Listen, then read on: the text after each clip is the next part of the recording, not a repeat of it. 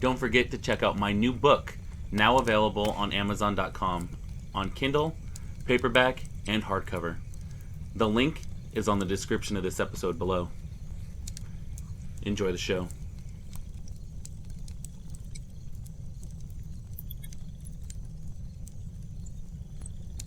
I live in South Minnesota on a private property in farm country. The property is rather large and heavily wooded in most parts of it. There's also a small pond and a steep stream bed. It was the beginning of November when I had my encounter with this monster. My wife and I had just finished cleaning up our yearly Halloween party. We had invited the entire family out and set up the haunted trail that the younger people in the family could enjoy. It was 2 days after the party had happened, and it was about 8:50 p.m. We'd finally finished storing all the decorations, and we also moved our 5 horses up to the main barn from their lockout pasture. We'd put them down there so we could use the main pasture for the trail. The horses didn't make it very easy though, and they bolted as soon as we opened their gate. This wasn't usually like them. We basically had to run up a hill about a mile to catch up, and then we set out fresh hay and locked them in since there was going to be a hard freeze that night. I just put dinner in and was enjoying the television when my phone got a text message in the kitchen. I lazily got to my feet when I heard the horses going crazy in the barn. I figured one of the farm dogs had gotten locked in with them. They do prefer to sleep on the hay instead of our carpet in the house. So I grabbed my spotlight and I walked out to the porch. Surprisingly, I found all the dogs there. All of them were staring at the barn, too. I shine the light down on the lockout pasture and see the horses only on one side. They're all staring at the open barn door, too. At that point, I was still assuming they'd been spooked by something small. Maybe a bat was flying around, or perhaps a tool fell off the wall. I called back to my wife, who was upstairs, that something spooked the horses, and told her I was going to go round them up and ask her for help. It took her a minute to reply, and she told me she'd be out in a few. I called for the dogs to come with me, and then I started for the barn.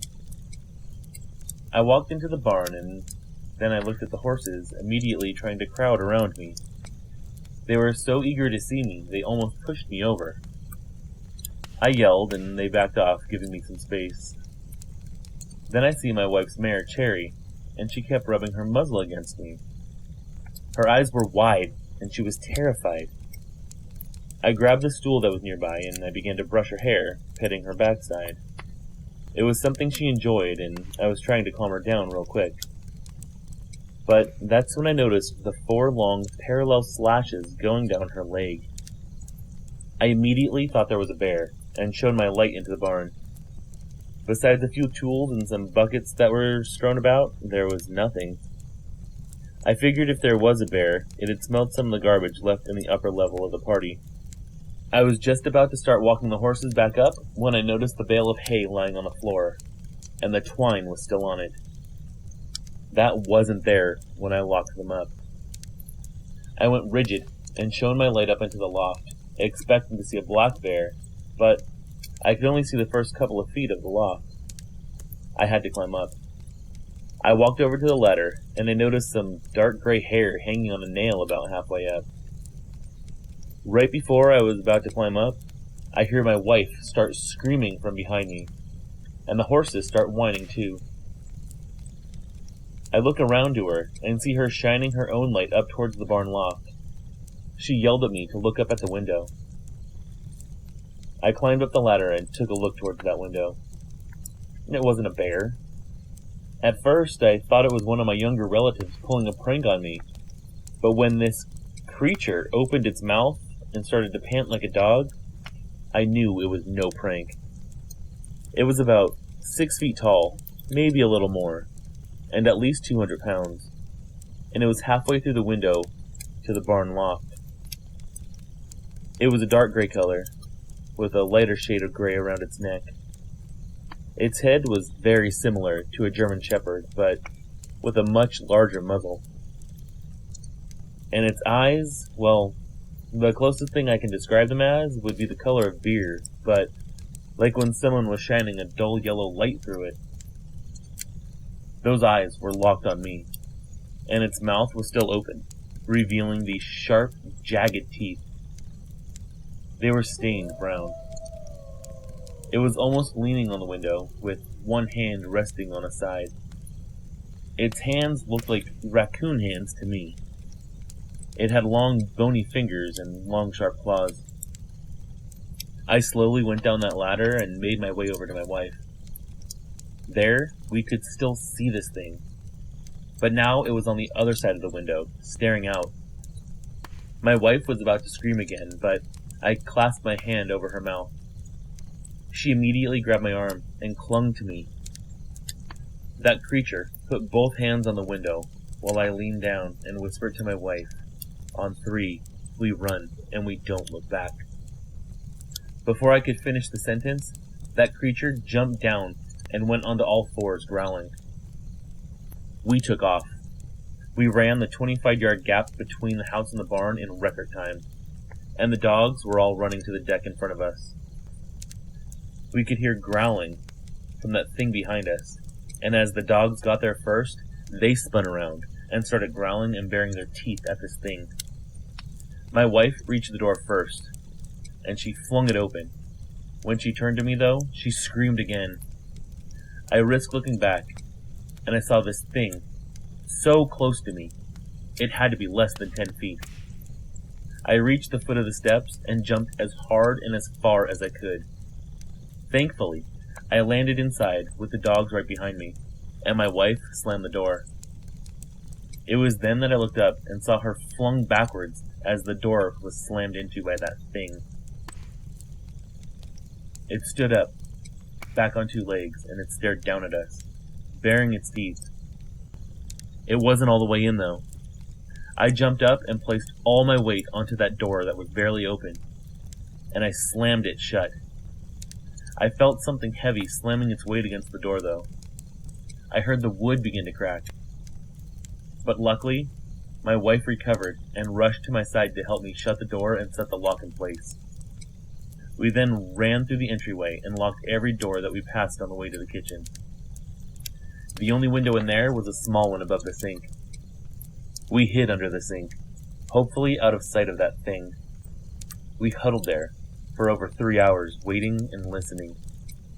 Each of our dogs were set at a different entryway in the living room, all observant, all waiting as well.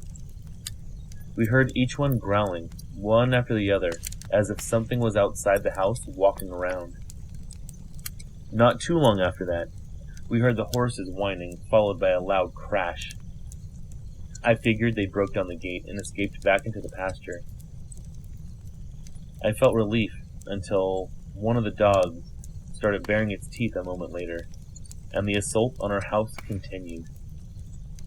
Eventually, around midnight, things started to settle down.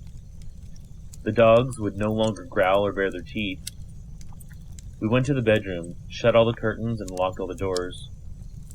We tried to sleep, but every little sound outside made me jump. My wife was worried about the horses, and just as the sun began to rise, we managed to fall asleep. When we woke up, we immediately got dressed and went to check on the horses. They were all fine, thank God. Scared, but fine. We patched up Cherry with the deep gashes on her leg, and we went over to the barn door to see what needed fixing. What we saw surprised us, and still to this day, unnerves me, because the latch to the barn door had been undone and flipped up, the way a person would do it. It wasn't broken through like an animal would do. No animal I know would open up a latch like that. I realized this thing, whatever it was, had to be really intelligent. And that just made it all the more horrifying to me. That day we went into town and got a deadbolt for the barn. We went to a sporting goods store and bought a gun, too. After that night, we didn't have any more encounters, unless you count the horses refusing to leave the barn a few weeks later. I asked my nearby neighbors if anything strange had happened to them on their properties, and all but one said no. It was our neighbor that lived a few miles south of our property. and he told me they lost a stallion a few weeks prior to my encounter. I asked if he saw anything, and he gave me this really funny look. He said it looked like a bear got to the stallion really bad. It tore the poor stallion up really good, too. The way he looked at me, though, it was like he knew something, and I wondered if he was hiding something, like a story that nobody would believe, possibly. I didn't push the subject, though. I didn't really want to talk about it any further, and since then I can't look at the woods the same way anymore. If things like this are out there, then who knows what else is. I don't feel safe going fishing, camping, or even horseback riding anymore. I will say this to you, though. If you're outside at night, always watch your back. Trust the instincts and the reactions of your animals, because they're the ones that told me that something was wrong in the first place. I really think that what I encountered was a werewolf, because I don't have any other explanation for what it could be. It was almost man-sized. It wasn't too tall. I didn't see a tail, and the way it looked at me just made me think that it knew who I was, that it realized what it could do to me, and then it had this level of intelligence that wild animals just don't have. It was almost like it was self-aware, and even it knew what it was capable of. Any insight on this would be nice, because honestly, I'm just curious to know what it was that we encountered. And I sure hope that we never encounter anything like this ever again, because the amount of terror that we felt that night was something that you can't even comprehend unless you see something like this up close and personal too. And I pray for everyone out there listening that they never have an encounter like this of their own, because you might not be as lucky as my wife and I. If it wasn't for the two of us working together and shutting that door and locking it, if it wasn't for my wife seeing that thing before I got up into the loft, we might not be here to tell you this story today. I thank God every day that we got out of that encounter alive. And I pray that if anybody else has an encounter with that thing, or something like it, that they're lucky enough to get out of there too.